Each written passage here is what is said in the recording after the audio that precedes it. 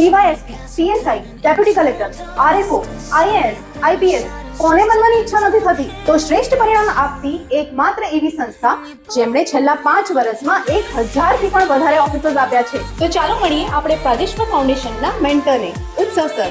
Hello sir.